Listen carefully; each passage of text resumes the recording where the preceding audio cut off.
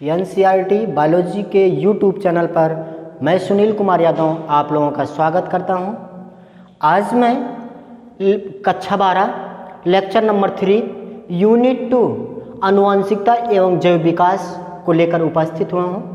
इसके पहले मैं लेक्चर नंबर 2 में आप लोगों को मैंने लेक्चर नंबर 2 में सिलेबस के बारे में बताया था। हमको जीव विज्ञान में कौन कौन से चैप्टर्स पढ़ने हैं उसके बारे में आप लोगों को बता दिया था।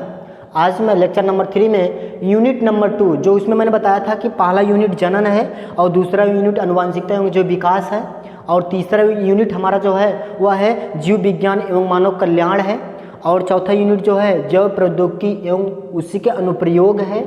और जो पांचवा यूनिट हमारा है पारिस्थितिकी एवं पर्यावरण है। तो मैंने बताया था कि जो दूसरा यूनिट है लेक्चर नंबर 3 में मैं दूसरे यूनिट को स्टार्ट कर रहा हूँ आनुवंशिकता एवं जैव विकास। इसमें सबसे पहले हम इसको जो आनुवंशिकता एवं जैव विकास है इसे दो भागों में डिवाइड कर दिया गया है। पहला आनुवंशिकी है और दूसरा वंशागति का आणविक आधार है। तो सबसे पहले हम आनुवंशिकी किसे कहते हैं आनुवंशिकी के बारे में अध्ययन करेंगे और आनुवंशिकी में हमें कौन कौन से टॉपिक का अध्ययन करना है हम उसके बारे में देखेंगे।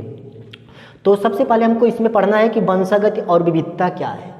वंशागति और विविधता क्या है उसके बारे में हमको अध्ययन करना है और फिर मेंडलीय वंशागति क्या है उसके बारे में अध्ययन करना है और फिर मेंडलीय अनुपात से विचलन क्या होता है उसके बारे में हमको अध्ययन करना है और फिर अपूर्ण प्रभाविता किसे कहते हैं, अपूर्ण प्रभाविता क्या होती है उसके बारे में अध्ययन करना है और फिर सह प्रभाविकता क्या है उसके बारे में अध्ययन करना है और फिर गुणात्मक विकल्पी एवं रुधिर वर्गों की वंशागति के बारे में हमको अध्ययन करना है और फिर प्लियोट्रॉफी ये शॉर्ट नोट में पूछता है। आप लोग बैक साइड में आंसर उठाएंगे पेपर को उठाएंगे तो उसमें पूछा है प्लियोट्रॉफी किसे कहते हैं, इसके बारे में हमको शॉर्ट नोट अध्ययन करना है, ठीक है। और फिर बहुजीनी वंशागति का प्रारंभिक ज्ञान क्या है उसके बारे में हमको अध्ययन करना है और फिर वंशागति का क्रोमोसोम सिद्धांत क्या है, वंशागति का क्रोमोसोम सिद्धांत क्या है उसके बारे में हमको अध्ययन करना है। फिर उसके बाद क्रोमोसोम और जीन के बारे में अध्ययन करना है और फिर लिंग निर्धारण किसे कहते हैं, लिंग निर्धारण कितने प्रकार का होता है और मनुष्यों, पक्षियों और मधुमक्खियों में लिंग निर्धारण कैसे होता है इसके बारे में हमको अध्ययन करना है और फिर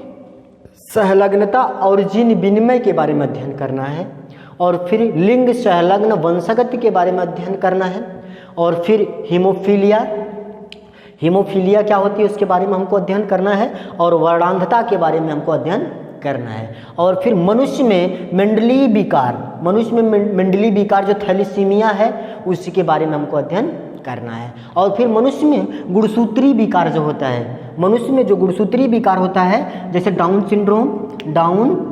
सिंड्रोम और फिर टर्नर सिंड्रोम और क्लीनफेल्टर सिंड्रोम के बारे में अध्ययन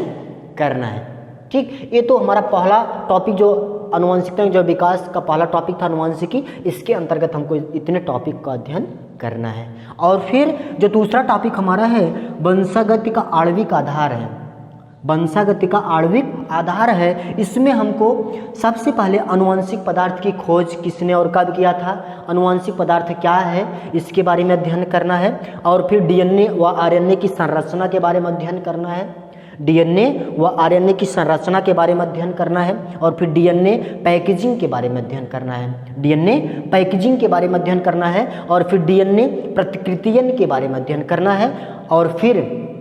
सेंट्रल डोग्मा क्या है इसके बारे में अध्ययन करना है। आप लोग देखे होंगे dogma, central dogma short note में पूछा होगा, बैक साइड में देखेंगे जब बैक साइड के पेपर उठाएंगे तो उसमें पूछा होगा कि सेंट्रल डोग्मा क्या है किसे कहते हैं, ठीक। और फिर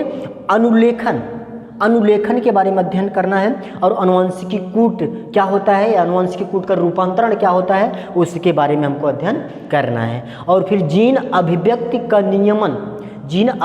का नियमन क्या होता है उसके बारे में हमको अध्ययन करना है और फिर लैक ओपेरियन मोस्ट इंपॉर्टेंट है। यह टॉपिक जो है बहुत इंपॉर्टेंट है, बहुत बार एग्जाम में पूछ चुका है। लैक ओपेरियन पूरा मॉडल हमको पढ़ना है, लैक ओपेरियन क्या है इसका पूरा मॉडल का अध्ययन हमको करना है और फिर जीनोम एवं मानव जीनोम क्या है इसके बारे में हमको अध्ययन करना है और लास्ट में फिर हमको डीएनए फिंगरप्रिंटिंग के बारे में अध्ययन करना है जो कि मोस्ट इंपॉर्टेंट है, डीएनए प्रिंटिंग। ये तो हमारा जो आनुवंशिकता एवं जैव विकास का जो सिलेबस था, हमें कौन कौन से टॉपिक का अध्ययन करना है उसके बारे में मैंने आप लोगों को बताया। और फिर मैं अगले लेक्चर में आप लोगों को आनुवंशिकी को लेकर उपस्थित होंगे। तब तक के लिए आप लोग पढ़िए। Okay, thank you.